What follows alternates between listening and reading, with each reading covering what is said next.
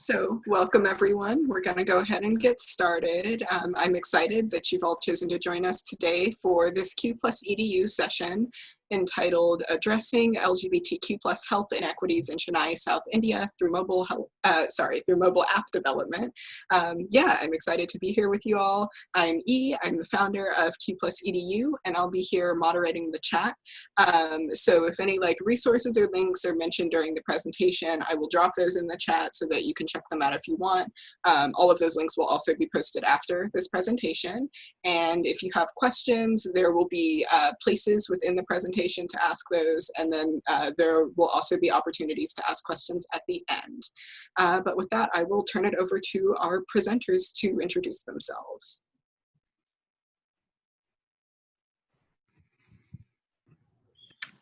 Right. Hey everyone. Yeah, awesome. Thanks, Shilpa. Thank you so much for being here today. I know it's like a Friday, late afternoon, evening time for most of us, so I'm really glad that everyone could make it. I think we're first gonna just start off with introducing ourselves before we get started on the presentation itself. So my name is Nima, my pronouns are she, her, and I'm a rising senior at UT, studying neuroscience and Plan 2, and I'm really excited to be here with you guys today. Hi everyone, my name is Shilpa. I am a biology and marketing major at UT. I'm going to be a senior. My pronouns are she, hers, and likewise, super excited to be talking to you about our project. Hi y'all, my name is Rosaline. I use she, her pronouns, and I will be a senior computer science major. Hi y'all, my name is Shelby. I also use she, her pronouns, and I'm also a rising senior at UT studying mechanical engineering and government, and I'm also starting my master's in nuclear engineering, but also super excited to be here.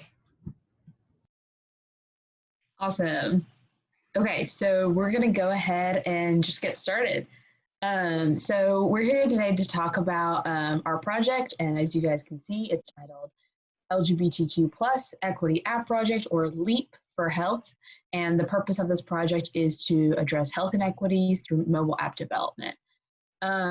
So essentially the background of this project is the purpose of the project is that we wanted to create and develop a LGBTQ+ health curriculum, and we are delivering that through mobile app development for healthcare providers in Chennai, India. I know that's kind of a lot, but we're going to kind of break it down and talk about what that process has looked like for us.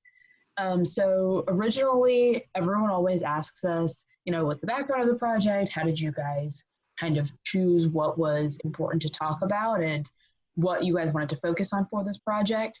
And it kind of starts with this overview of not even health, but specifically the timeline of LGBTQ+ rights and in regards to healthcare in India. So as you can see through these three article titles, in a historic ruling on September 6, 2018, India decriminalized homosexuality, and they did this by striking down a section of the penal code, specifically called section 377.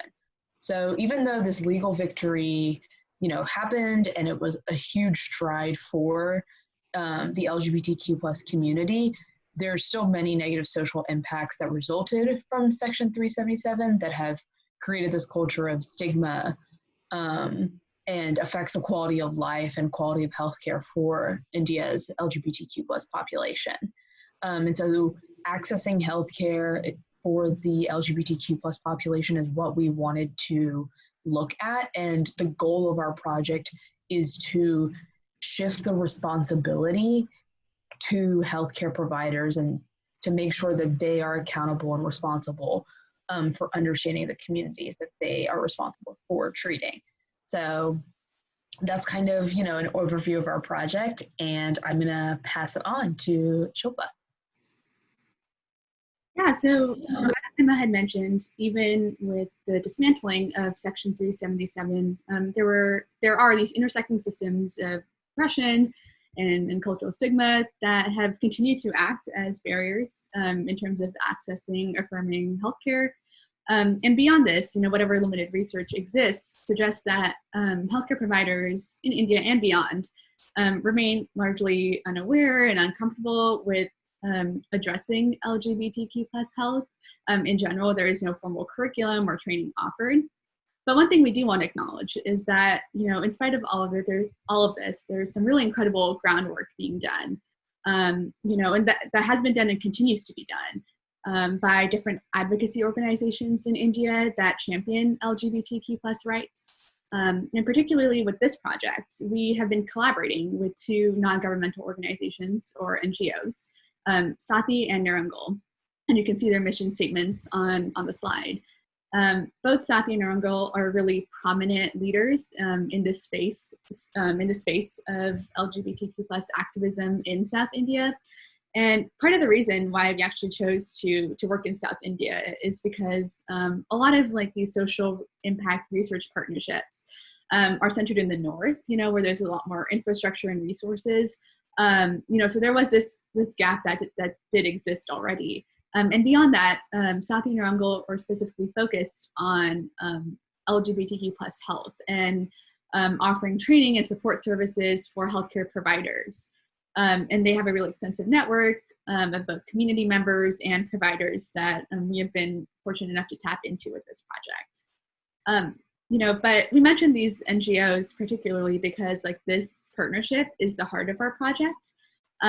So our entire research method is based on this idea of community-based participatory research, which essentially means that you are involving the relevant stakeholders at every stage of your research process. There's this really great quote by the activist, writer Aurora Morales Levins, which says that, we are led by by people who most know these systems. And that's what, this kind of research method does, is it really looks at, who is this trying to impact, who is this trying to serve, and how can we collaborate with them across. So from the beginning, we have been talking and working with SAATHII and Nirangal. This is when we first proposed our project, been in conversation, figuring out what this looks like. And throughout this, even as our project has morphed, they have been our constant collaborators, our partners really, throughout all of this. Awesome. Yeah. So I'm just going to talk a little bit about what the project actually looks like. So what the development timeline is. Before I get into the details, I do want to note that basically we had everything planned out in around November of last year, and we were super confident. We were we're going to go to India this summer. We're going to do all of our interviews and we're going to do all of our focus groups. And then COVID hit and we had to completely change up our schedule.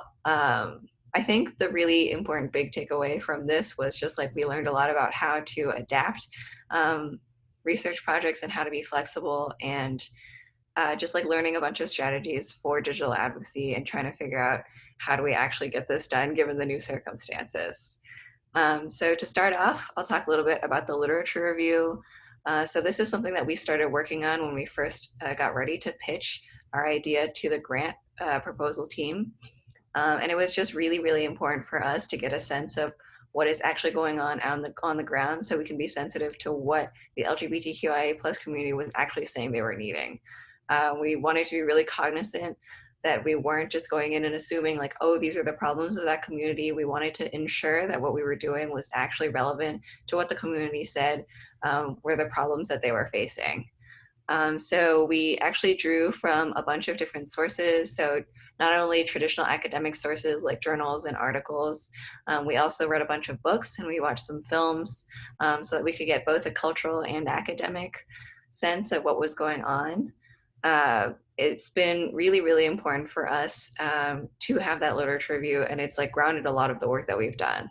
It was somewhat hard for us to find academic research just because that is a gap that exists in the academic literature on this subject. But that doesn't mean that there isn't work being done. Again, as Shilpa said earlier, our two NGO partners have done a lot of work on the ground, but something that we really struggled with was finding those academic resources of people studying what it actually looked like from a more traditional academic standpoint. So after that, we plan to do focus groups to sort of beef up our understanding and really create a more complete picture by actually talking to people who are experiencing these things. Obviously, this was something that was going to be done when we were in India, and obviously all four of us are not in India. So we had to sort of work around how are we going to get this done.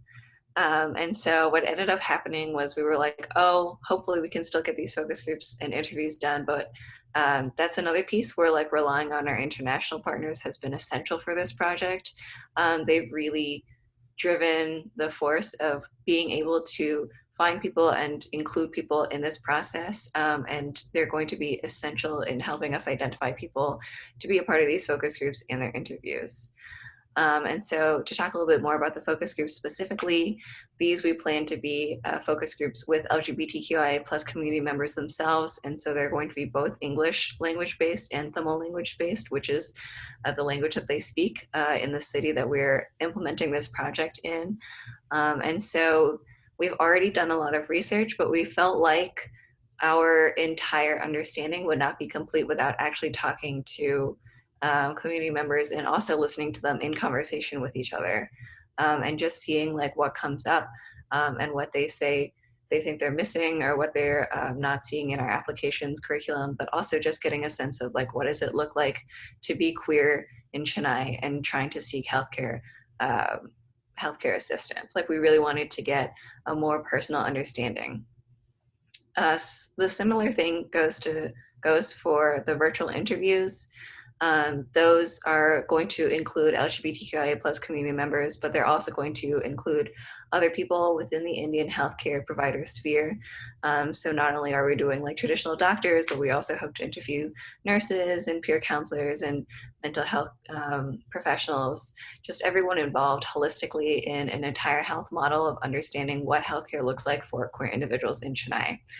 And so hopefully by doing that, we'll get a sense of what is being taught, what is understood, and what is maybe lacking from the understanding of people in the healthcare sphere, which is also just going to go to help make our curriculum better, but also like is really just important for us as individuals to understand while we're implementing this project, being really, really sensitive to what the community says they want and need, and being really sensitive to what healthcare providers say that they are looking at or thinking about while they're treating patients. Finally, we're working on app testing and curriculum refinement.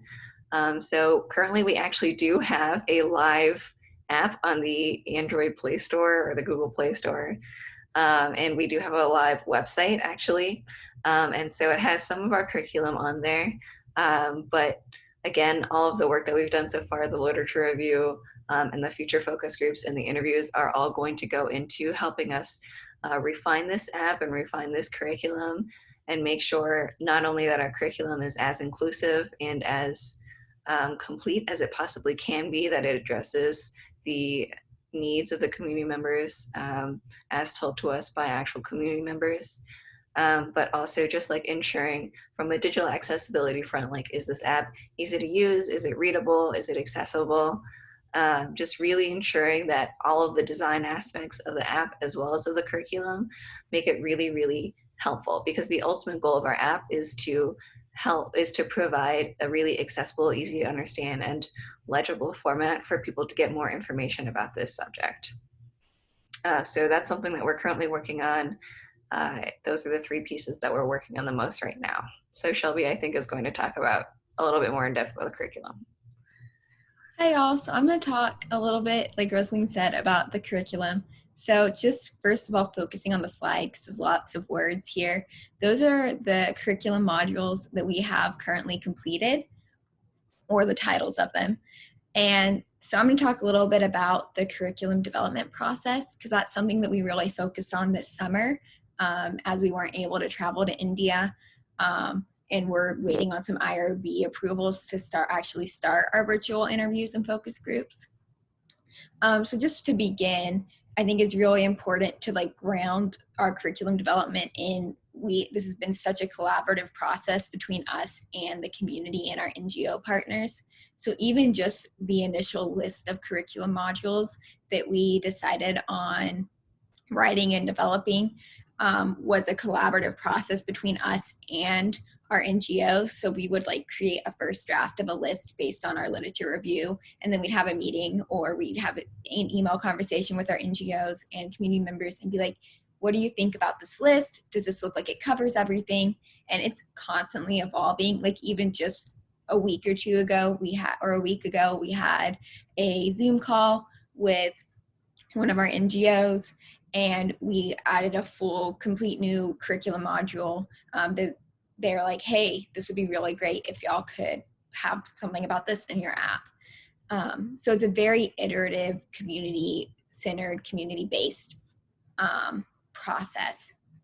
So once we kind of had that list of what topics we wanted, we started developing the modules. And like Rosaline said, we actually have a live website, and I guess we can probably share that link, and some of these are uploaded and they're not complete yet. We've gotten through about the first round of writing.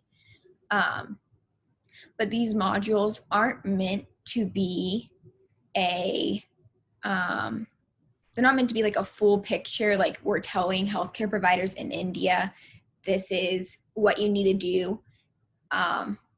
They're meant to be an introduction to these topics and to provide some much needed context for healthcare providers in terms of, hey, these are things that you really should understand. Here's some introductions, here's some further resources, and then hopefully spurring them to continuously learn more about the community and work with the community to create more equitable healthcare. Obviously, none of us are doctors. We're all undergraduate students right now. And while we have worked and are going to work with healthcare providers, this isn't meant to be, like I said, oh, this is how you treat a patient, because that's not our expertise. This is like physically treat as a doctor would, not treat as an interpersonal.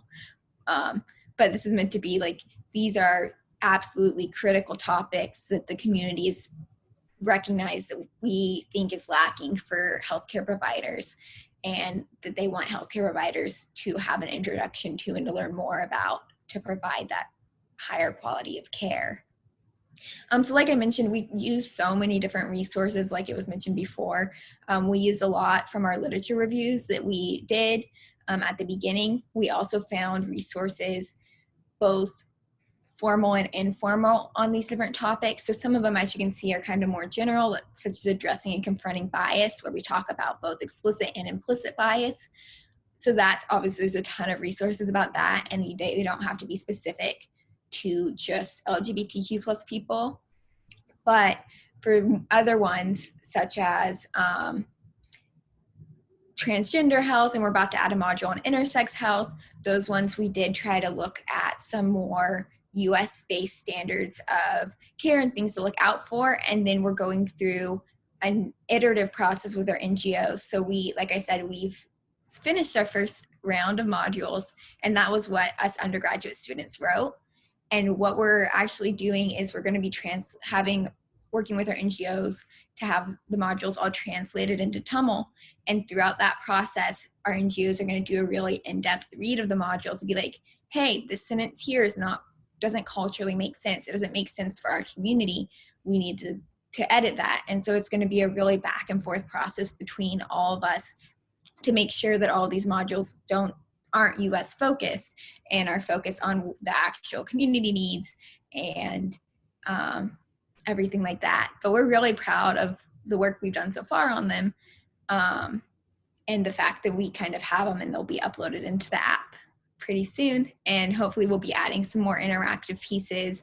We're hoping to grab some snippets in Tamil to add into both versions of the app, and some other things to make it less of, oh, just read through all this information, and more like a kind of way to hear from actual people, who have maybe experienced these things or who are in the community and able to expand upon their experiences to help healthcare providers have a better basis of understanding.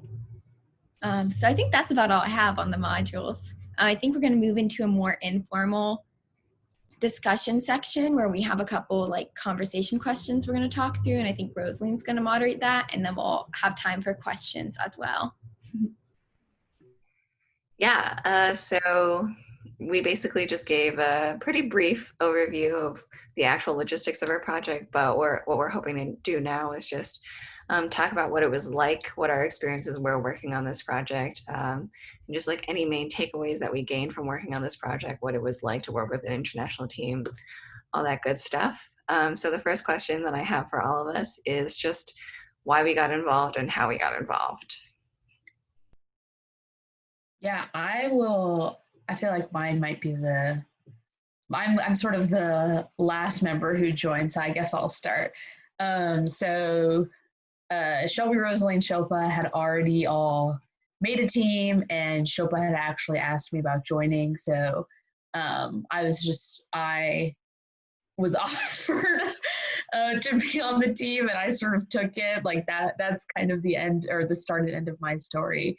But it's just really funny because after we had kind of become a team, Shilpa and I have known each other since like first semester of college. But there were a lot of mutual friends that Rosalind and I had and Shelby and I had that we didn't even realize until we sort of had this team. And I think that just kind of, I don't know, like took the message home in regards to why our team dynamic is just so awesome.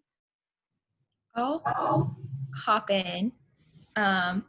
So, and also I'd just like to preface with everyone should check out our blog because we're having a series about how we got together because it's a real fun story.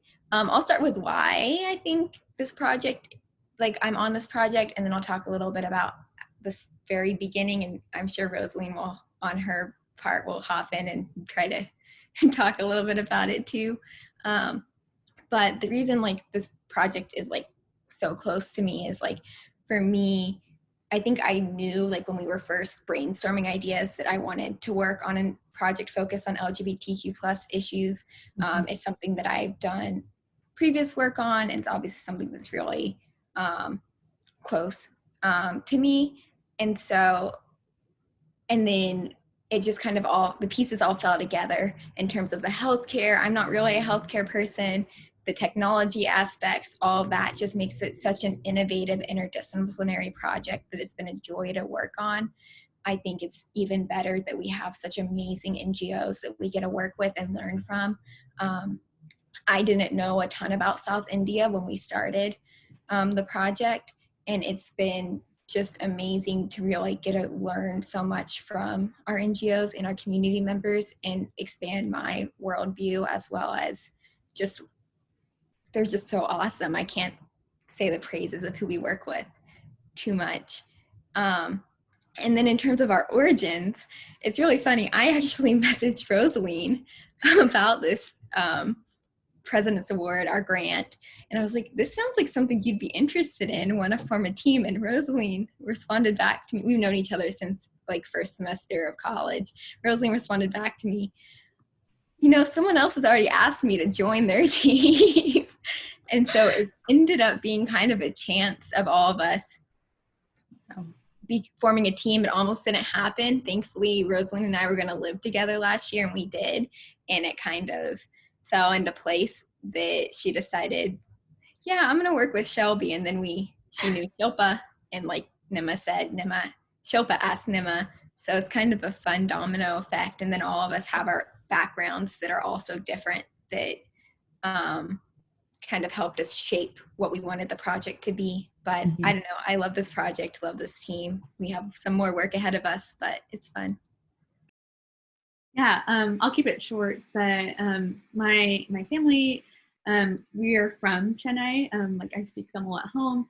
So it's been, I think, really, like I feel really fortunate and lucky to be able to, you know, work on and contribute to a project that has like deep cultural relevance to me. And broadly speaking, I'm really interested in public health equity. In this project, address a lot of that. You know, disparities in health is nothing new. They exist globally. And I think this has given a chance to kind of expand like all of our understanding of what that looks like in a very real way. Yeah, I'll finish this out. Yeah, like Shelby said, like when we were ideating for this project, we basically created a huge Google Sheets and we just wrote down like literally every single thing that we were interested in exploring a project on. And it was so long and it was impossible to like there was everything from like the environment to education to LGBTQ plus rights. Like it was massive. But the thing that we really kept coming back to was we wanted to do something with a queer community. It was just something for me that's really personal. And on top of that, like being a computer science major and feeling kind of trapped, I guess, in the traditional computer science student mindset of like get an internship, go to work in industry. I was really looking for other areas where I could use my technical skills to do something that I actually really, really cared about. And so this came along and I'm really, really thankful to have found this opportunity. So the next question I'll ask all of us are, we talked about this a little bit already, but just what each of our roles were. And, you know, just like how we applied what we are working on in class or in our other experiences to this project. Sure, I can go first. As Shelby had mentioned, all of us were involved from like the planning stages onwards. It was like, I think, a really democratic process. But once, you know, we kind of got into like the curriculum building, you know, Shelby, Emma, and I had a chance to like really work on that aspect of, you know, actually drafting the curriculum, while Rosaline was able to actually like spearheaded the whole app interface front. And then more specifically, I guess I've had a chance to work on like collaborating a lot with our NGOs in terms of that side of communication, working a lot recently in terms of figuring out what our IRB in India looks like. We had to modify it because of virtual interviews. So even though we got approval before, we had to go through a second round of changes. So getting that sorted. And then also, I'm also a business major, so managing our budget and our contract stuff has been an interesting way of, I guess, applying those skills to this project. Yeah, I'll tag team off of that. So like Shilpa had mentioned, Shilpa and I have really been honing in, working on the curriculum this summer. So that's obviously been a really big thing that we've been working on. In addition to that, I do a lot of the administrative work, you know, emails, agenda making, that sort of stuff. I actually have figured out that I tend to do that sort of stuff throughout the things that I'm involved in, which I don't underestimate the admin people running projects. They definitely do a lot of behind the scenes work, but I find a lot of purpose in what I'm doing because I know the kind of impact that we have the potential to make. And I know that this is a project that I deeply, deeply so care about, as everyone else has said as well. And so a lot of those administrative parts, in addition to specifically working on sort of an index for the curriculum, that's been something that I've been working on as well. And to kind of make sure that it's a culturally, I know we've talked about this quite a bit, but just a culturally relevant index, I think, has been really, really important, especially to kind of centralize all of our information and all of sort of the information that we've gathered through different mediums. So that's kind of been what I've been working on. I'll just note that You're good. I'll just note really quickly that Nima says she works on admin, but like one huge thing that I want to talk about is that she makes a massive color-coded agenda for us every week. And it is the only reason our project is still staying together. Like we lost Nima last week because she was studying for the MCAT. So everyone, yay Nima. But it was, we had our student team meeting with just me and Shelby and Shilpa, and we were like trying to figure out like what were we supposed to do. We like completely fell apart without Nima. So Nima's agendas should not be underestimated is all I will say there. As far as my role in the project, I mean, pretty straightforward. I worked a lot on the app development and the website development side. I learned that I don't particularly like coding. As a computer science major, you know. As a computer science major, and entering my 4th year, I realized that I don't really like those subjects, but you know, these things happen. I mean, obviously, I think it's an incredibly powerful tool. I have a few regrets about how we built it. I would build it using different frameworks if I had the chance to do this all over again. But yeah, I think really just seeing the power of technology and seeing like how it can actually truly be powerfully applied was really, really eye-opening, and something that I hope that I can continue to do in the future. Okay, I guess it's my turn. I'm just gonna hop in here real quick with like, first of all, without Rosaline, we wouldn't have an app or website, so that's cool. Nima and Shilpa basically keep the project running. I'm not an organized person, as I've learned, at least compared to those two. So that's not my role either. Although I have been trying to help out with some of the emails recently. But my main role this summer has really been curriculum development.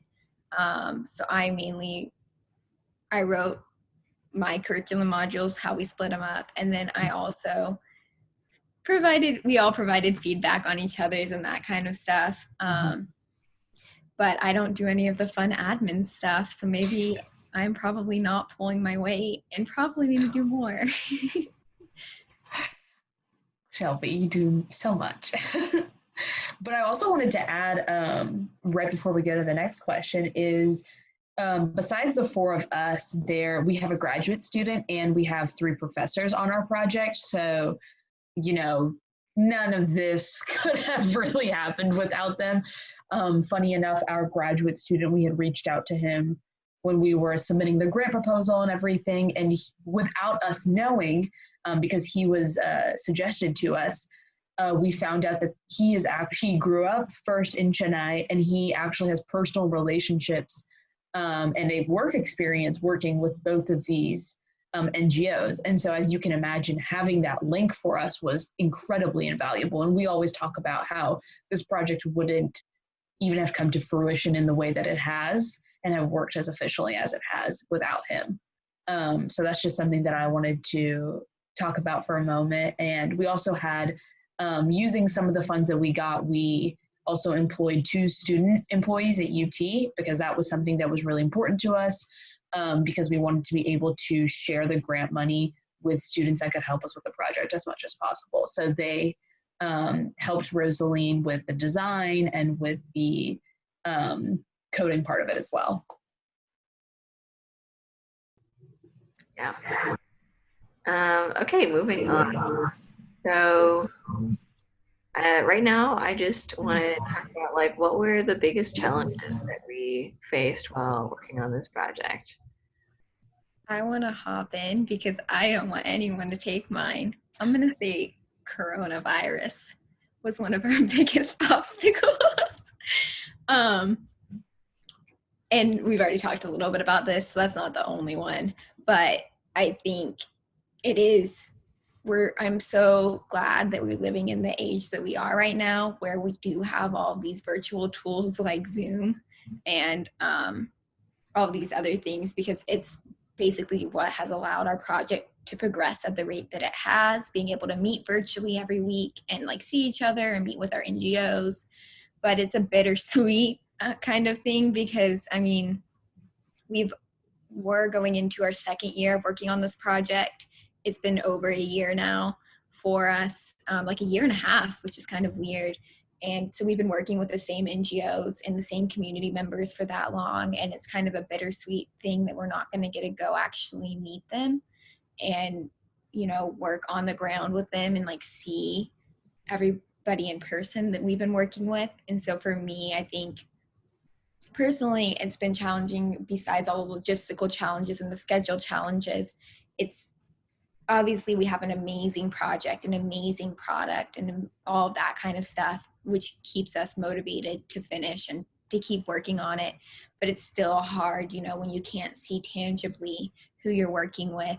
And like actually go in person and see like, oh, this is a healthcare provider's office we're talking to, and like see all of that kind of stuff, for me has been like a big challenge, just not being able to contextualize some of the information that we are talking about or having conversations about. Yeah, I think that there are a couple of challenges that come to mind. One, I think, is just the scope of this project. It's a pretty ambitious project, I guess, for lack of a better word. There are a lot of moving parts to it, and we had also touched on initially, we come from very different academic backgrounds. Our faculty mentors do too. We have faculty from the Department of Sociology, Computer Science, Nursing, advisors from Del Med. So I think like one thing is just synthesizing all of that expertise and figuring out how those parts fit together. I think has been a challenge, a huge benefit, but also comes with its own difficulties. And along with that, I think was just, this was mentioned earlier, was just like the lack of academic research around that centers this like realm of LGBTQ plus health in general, but also specifically when we look at India and South India, you know, that tunnel of literature becomes smaller and smaller. And I think that required a lot of creativity and on our part of how we try to synthesize information and process it. I think it involved a lot like the formal and informal ways of, you know, films and blogs and articles, and figuring out how we can still piece a very like evidence-based and grounded curriculum in all of this. So I think that those two come to mind as some of the bigger challenges. Yeah, I was gonna kind of say scope. I think we had really big ideas about like what we wanted to do and like how much we wanted our scope to sort of encapsulate when we were starting to write the curriculum and all those other things. And I think that that's what's really great about having like our graduate student and faculty involved, is because they were able to kind of tone down the scope while still making this project incredibly relevant and incredibly impactful, just because of their you know, experiences with research, just because of their academic backgrounds. It was so helpful to have them. And I think even though the scope was so hard to kind of figure out how to navigate, in addition to our faculty, we have about 4 or 5 main folks that we talk to for our NGOs, and being able to have one-on-one conversations with them about what they felt like what would be most helpful in regards to curriculum scope, for example, I think was so invaluable. So even though that difficulty was there, I think we were really, really lucky to have such an incredibly supportive international team. And so that's kind of what I would say about that in regards to difficulty. Honestly, those 3 basically covered everything. So I'll just say I still have not figured out how to make text show up as italics on our website. It's really getting to me. So yeah, that is, yeah, it's funny, but also I'm like truly struggling with it. So anyway, we'll continue. So I just want to ask, like, what was your experience working on such a large team? We talked about this a little bit already, but like, what takeaways did you gain from like working in an international project with international partners? What was it like working with such different faculty, with different people from such different expertise?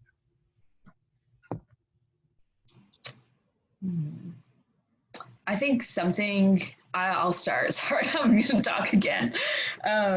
But I guess in regards to the number of people, I think I'll say from an admin perspective, pretty hard to coordinate schedules. So that's like something that I think if you're going to work with any large team, you should always take into account. And always think about like, you know, does this need to be an hour-long meeting, or can we just solve it in an email? So that's at least on the logistical side of things. Something that I know I have been significantly more conscious of now is being extremely aware that I don't know about a lot. And I think constantly being aware of that is incredibly important, because, you know, when we're talking to one of the, like, you know, one of our members back in Chennai, like, I don't live there, you know, at a very simple core level, right? At the base of this project, it is an understanding that you are not a member of that community. And something that not only the four of us were incredibly aware about, but also the grant project in and of itself, is that it's not one of those interventional, you know, whatever the debate around that is, right? Those interventional projects where you go into a country, you're there for 8 weeks, and then you leave. I think the importance of the project is, I know we've mentioned this over and over again, but really it is a collaboration. It is a partnership. It's 50-50. And the goal of it is for us to completely hand off this project to the NGOs with funding to keep it sustainable for the next, 10, 20 years.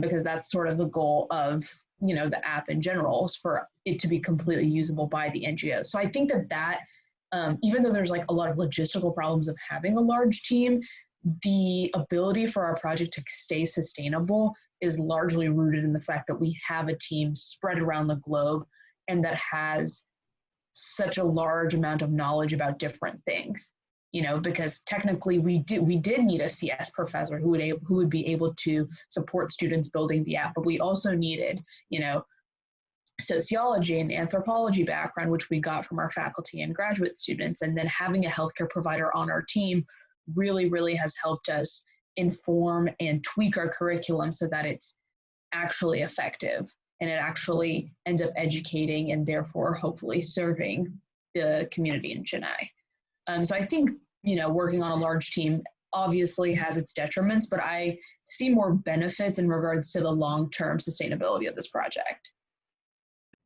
I'll hop off of what Nima said about just like understanding that so many people have so many different expertises. For me personally, like, I feel like there are a few people on this team, myself included, who are just sort of like type A. And so like, I think like just the experience of working on such a large team and like having to trust our team members to be on top of what they were working on. Cause like, just like so many of us do so many different things, and like understanding that each person brings their own talents to the team. And like, I do not have to control everybody, and really knowing that the other people on our team, like when I was having an off week, would pick up the slack for me, just like as I would do for them. And just like having the experience of like truly working on a functioning team where like we could actually like rely on each other to get things done was something that was, I don't want to say new to me, because then it sounds like I'm, It was new to me. dissing every other team that I've ever worked on. But like our team is like ridiculously functional to a point that it's like hard to understand. Like the amount of faith that I have in everyone else on the team has been a really awesome experience to be a part of. Okay, I'll hop in. I mean, they've said a lot, and a lot of it I agree with, or I don't mean a lot, like I don't agree with some of it, but I think I just really agree with what they said, but I think, yeah, going into it with a learning mindset, like personally, like knowing I'm not the expert or the authority on most of this, and just being willing to listen and read and watch movies and discuss and all of that to really make sure that I had the right like context and cultural understanding to be able to have these conversations. Like I mentioned a little bit earlier, I think, every single member of our team brings something so important to the table.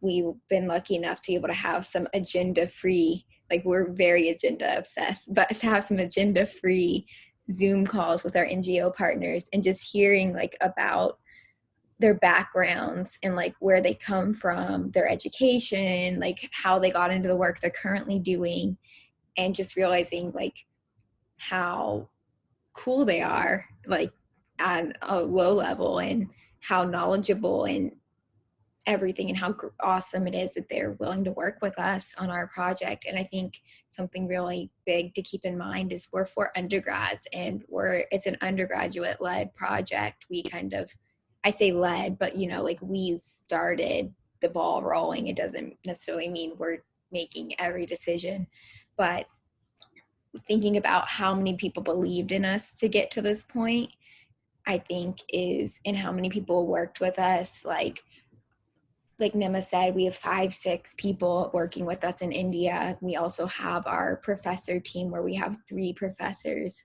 on our team. We have a grad student. All of these people kind of believed in our project. We're working with some people over at Del Med to potentially come up with a framework because of how well our project has worked cross-culturally and interdisciplinary, to be able to bring it back to Texas and work cross-culturally in Texas. Like those kind of things, like we would have never imagined, I think, at the beginning of the project. And it's just been amazing to be even a small part of it, and to be working on this team and constantly learning and knowing that whatever we do with this team is going to continue past us. And I think that's something we've tried to keep in mind the whole time. And I think we've learned from everyone. Hopefully everyone's also been learning just from being in conversation with us. So it's just, I don't know. I don't have any very technical takeaways from what it's been like, but I have very much feelings of how great it's been and how much I've been able to learn and grow as a person throughout this past 1.5 years. And we have 1 more year. I'll keep my takeaway short because I know we want to keep some time for anyone in the audience for questions.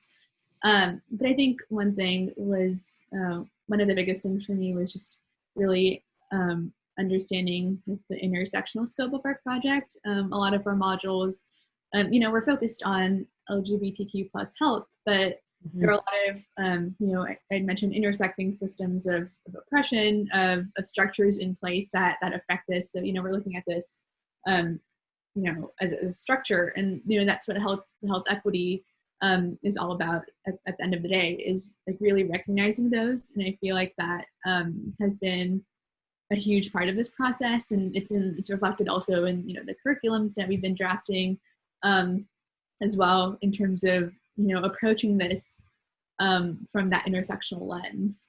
And I feel like that is something that I will take away and will hopefully guide, my research interests and the way I conduct research in the future as well. So that's been a really rewarding part of all of this. All right, I will ask one last question before we get to audience questions. And it's basically just why do you think this work is important, and what was your greatest takeaway from it? So kind of a doozy, but yeah, I think that'll be what we end on. Rosaline, you should start because you have the list of questions. Okay. I was too busy paying attention to all of your incredible answers to be thinking about what I was going to say to this. So, I don't think having access to the questions makes me any more prepared, but I'll say, as far as why the work is important, to me, it's just I don't know how to say that it's important without trying to think about how obviously it should be important without recognizing that it is still not viewed as important in a lot of circles. It's just something that is a fact of life for me, that this work is important. It's I breathe air, I need to go to sleep at night, and this work is essential for living, for breathing. It it is deeply personal, but even apart from that, I think the communities that we're working with, and the work that we're doing, and the work that our NGOs are doing, and just the work that people around the globe are doing on these issues is just it is the only way that we will continue to exist as a human race, without getting too hyperbolic about the purpose of our project. But I mean, it is so deeply ingrained in what I believe and how I feel and how I think about the world. And I'm so, so honored and blessed to be a part of this project and to be able to be part of like a tiny piece of that work. So I think the greatest takeaway that I got from this is just like, I mean, like recently, especially, I've been sort of in this funk of like thinking about how everything is the worst everywhere and just like thinking about all these insurmountable barriers and just feeling like I am so small and so insignificant, as opposed to like the weight of all of these problems around the world. And I think it's just showed me that even though it's like kind of like a niche interest in like a very specific part of the world, like we do have power as individuals and as teams and as collectives and as communities, to make some sort of difference, even if it's small. And yeah, I'm just really thankful to have been a part of this experience.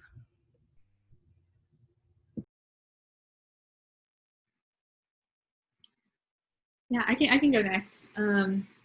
I think that, you know, it's important for, we all acknowledge this, but I guess just saying it out loud, that like this is obviously like a very, very small aspect of much broader like social issues that exist. And so we recognize that this is just like one step, but I think that that's also why it's significant and important, is that, you know, that those steps are necessary. It's kind of like I guess a snowball effect in a lot of ways.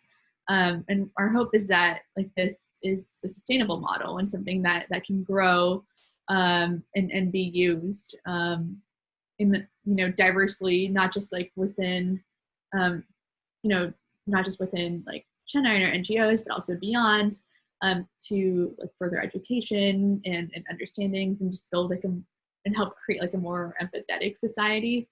Like I think fundamentally we all believe that healthcare is a human right. It's like a fundamental right. And so access to that is so important. And I guess that is in essence what our project is trying to, you know, trying to acknowledge. So there's that. And then also, I guess like biggest takeaway has just been, I think, just the value of collaboration. Of I think there's growing like interest in like community-based research is now, especially, which is hugely important, but also, you know, should have that conversation probably should have started ages ago. So I guess, you know, understanding that this is part of like a bigger movement of sorts, and that this kind of research is not something that, or is something that needs to be like continued to be funded and supported, not just like locally, but kind of across institutions as well. I think there's a lot of underfunding. So essentially trying to reframe like who our research is centered on, like who our systems are designed to serve. Like I feel like these are the questions, like who are designed to protect. These are all the questions, I think, the broader questions that we've been grappling with this project. I don't want to go last. So why is this project important? I mean, Rosaline gave us like an existence answer, but I mean, honestly, it's not wrong. I think for me, like, I think our goal as a team was always, how are we going to use this grant to do the most good?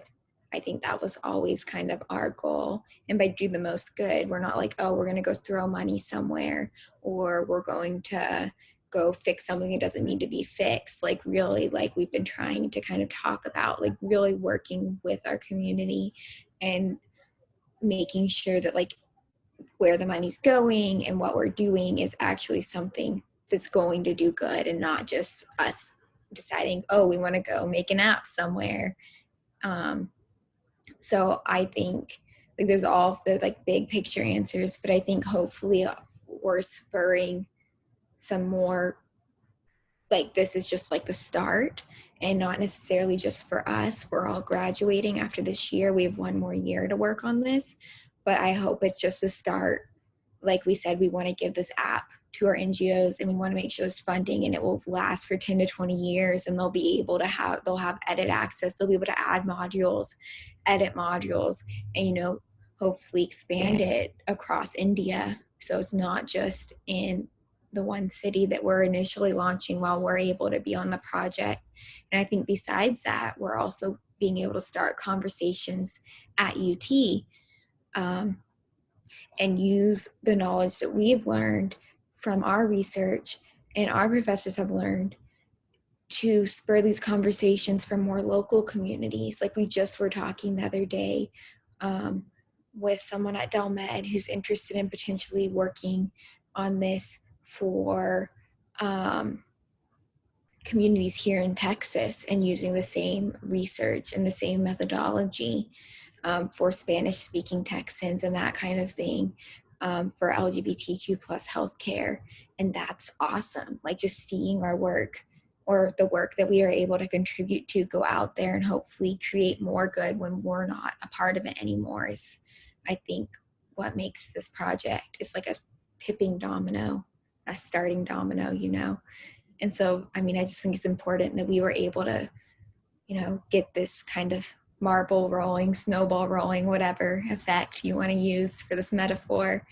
And hopefully one day I'll be able to, you know, come back to Austin and someone will be doing something similar to our project that isn't us, and it will continue going on. And then I guess biggest takeaway from the project overall, I don't know. I mean, I'm never going to get to do a project like this again, I don't think. I'm not focused on healthcare at all.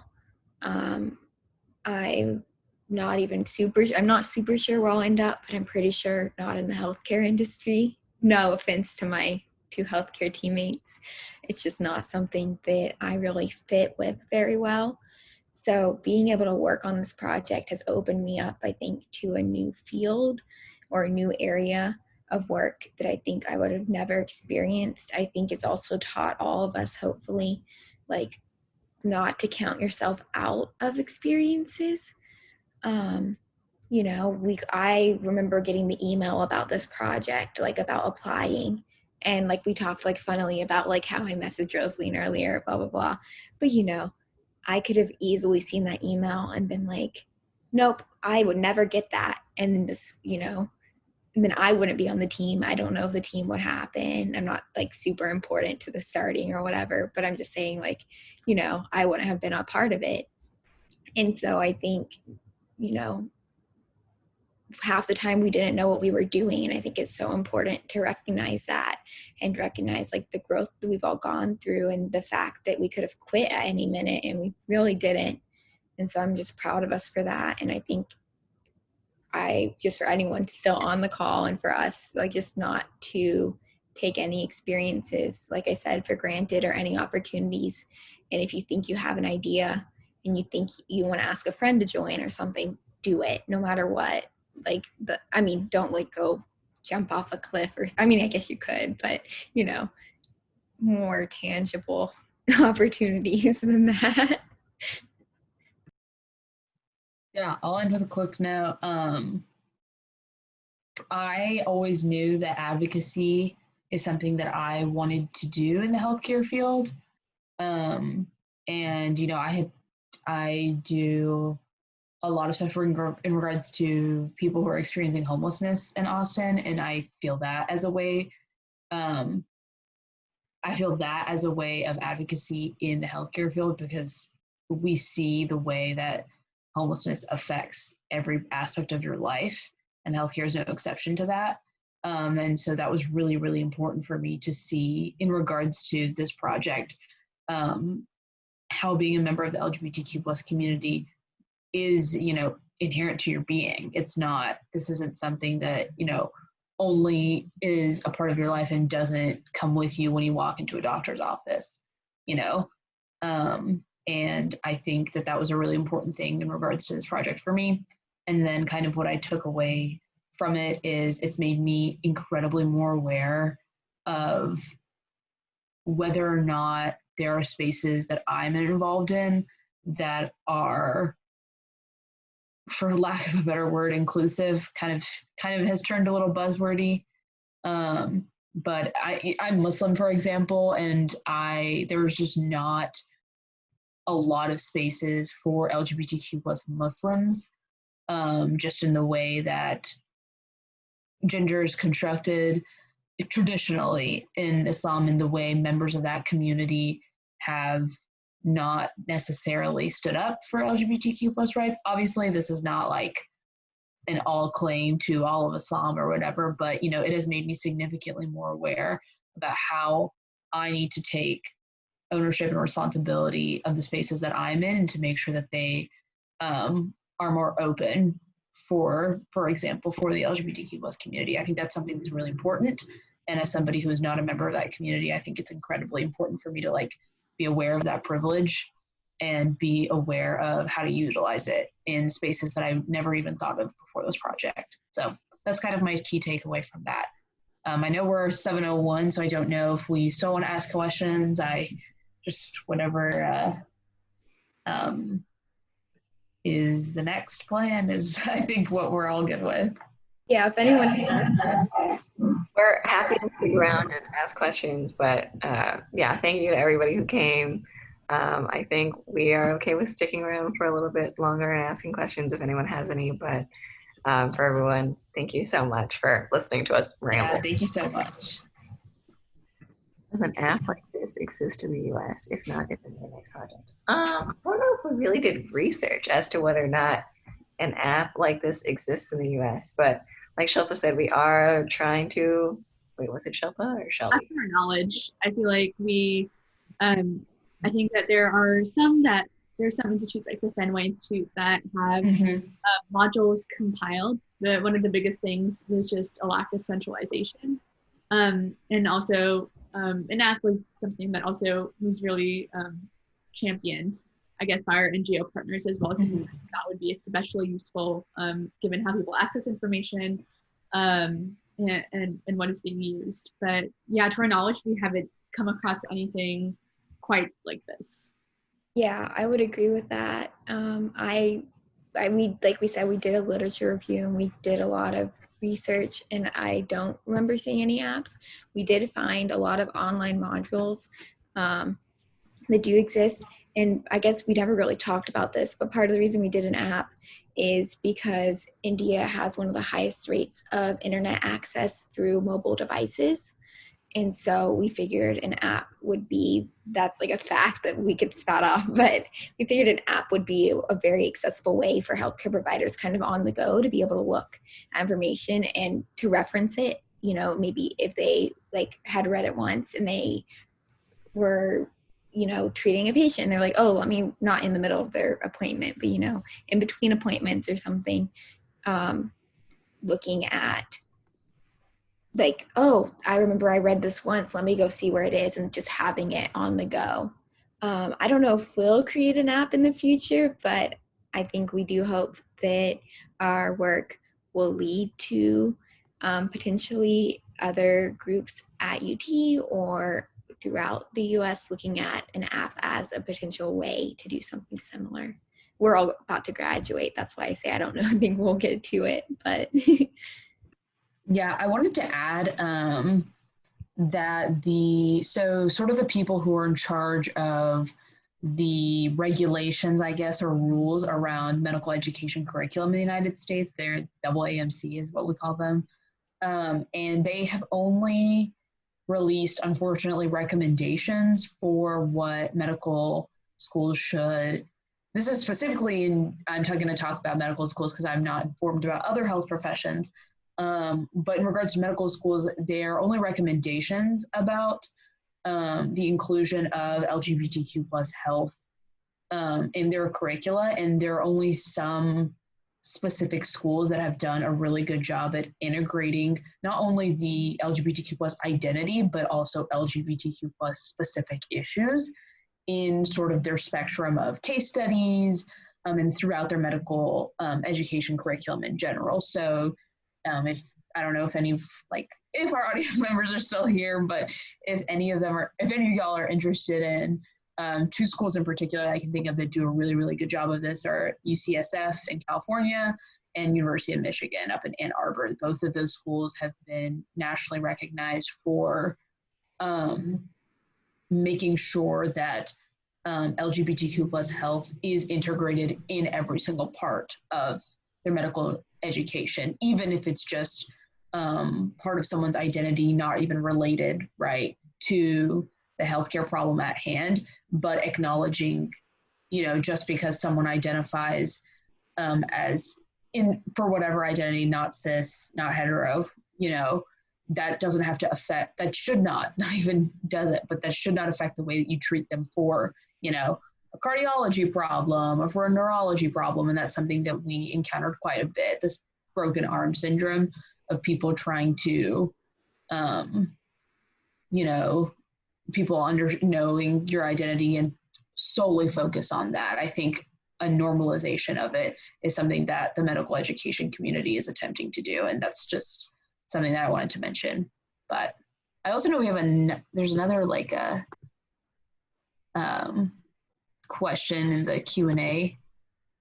Yeah, so was there anything new you learned from the focus groups that changed the direction of your project in a significant way? And the answer is that we haven't done any focus groups yet.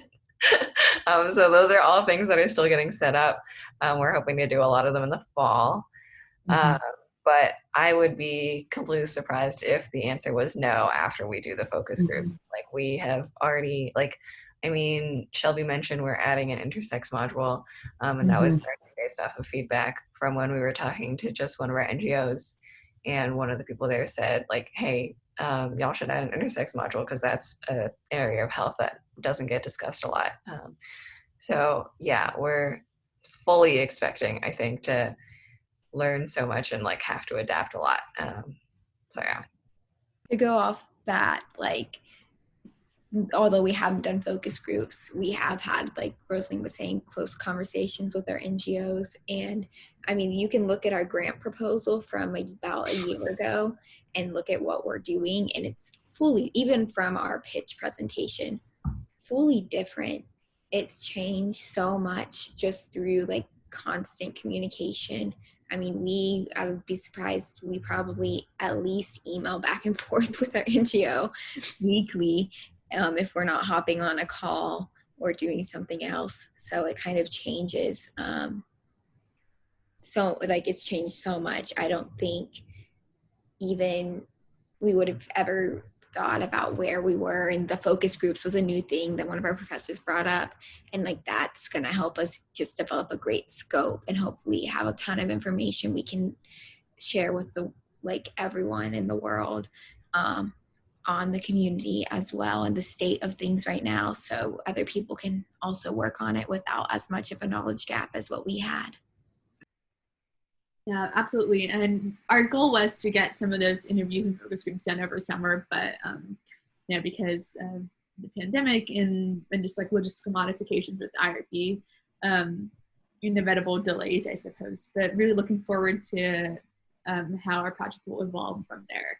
And there was just a comment that I also want to address about how this might compare to experiences in Texas. And I think that one thing we realized very quickly was that there are actually a lot of commonalities in terms of disparities that communities face across the world in terms of, access to healthcare and discrimination are very unfortunately, I guess, experienced globally, or difficulties in access. I think one thing though are maybe the nuances in terms of how different identities are perceived, the level to which they're discussed, kind of the the broader social narratives that kind of construct that. In Texas we have I think also a pretty wide range of when we look at differences even just in terms of urban and rural populations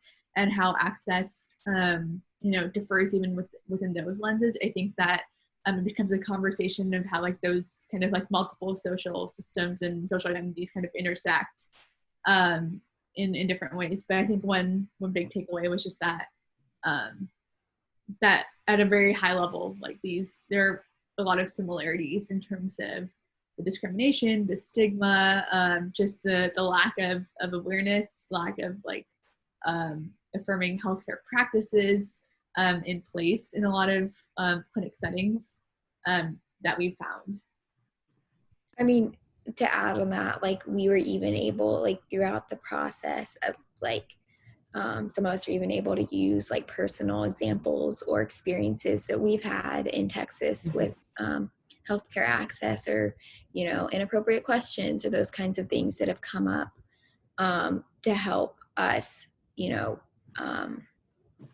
kind of understand, and kind of when we talk with the community members and we talk with our NGOs, it's like, oh, this is a cross-cultural issue. They ask inappropriate questions both here and in India, or those kinds of things. So it's definitely been very interesting to see, like, and even just in the conversations we have, to see how our experiences here are similar to the community's experiences in India.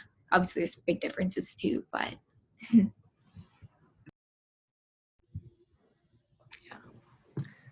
I think that's all the questions I see. In that case, thank you so much to Querying Education and the team at Out Youth for hosting us today. We really enjoyed doing this, and hopefully everybody got something out of it. So I think that's all from us, unless anyone wants to add anything else. Thank you. Thank you so much. And thank you all so much for this awesome presentation. This was great. I learned a ton. I hope everyone else who attended did too. And I just wanted to invite everyone to attend our next session, which is on Monday at 6 p.m. It's called Stonewall Was a Riot for a Reason, Effects of the Prison Industrial Complex on the LGBTQ plus community. So it should be a really great discussion. I'd love it if anyone would like to attend that. And then I'd also like to invite everyone to fill out our feedback form. We always love hearing what you thought about this session or any other Q plus EDU sessions that you've attended. So the feedback form is also linked in the chat. But I think that's all I have. So thank you all so much for coming. Thank you to all of our attendees for watching and staying with us. Oh yes, my apologies. The session is actually Tuesday at 6, not Monday at 6. Dates are hard. Yeah, so hope you'll join us Tuesday at 6 for Stonewall Was a Riot for a Reason. Awesome. Bye everyone. Thank you. Thank you.